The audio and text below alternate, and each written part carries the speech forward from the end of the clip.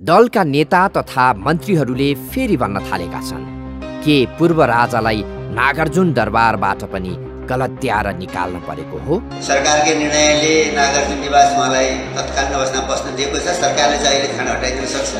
सरकारले नै सुरक्षाको बन्दोबस्त गरेको छ। मैले आफूले गएर करिब 1 घण्टा बसेर सम्झाइ बुझाइ बाहिर पठाएको र मैले बुझेको छु। विजयी राजा महाराजले चाहिँ समर प्यालेस स्कुलमा चाहिँ स्थापना गरेको नागार्जुन दरबारमा राखेका छौँ। म फेरि चाहिँ फर्कन्छु भनेर चाहिँ जुन खालको चाहिँ हरकत गरिराखेको छ, यो चाहिँ उसले आफ्नो हैसियत चाहिँ भुलेको हो। हामीले गरेको जुन खालको उधार चाहिँ तपाईँको एउटा प्रबन्ध हो, त्यसलाई चाहिँ उसले बिर्सेको हो। यस्तो अभिव्यक्ति यो पहिलो पटक भने होइन। यसअघि पनि विभिन्न नेताहरूले पटक पटक दिँदै आएका छन्। तर के पूर्व राजा ज्ञानेन्द्र शाह नागार्जुनमै छन् त?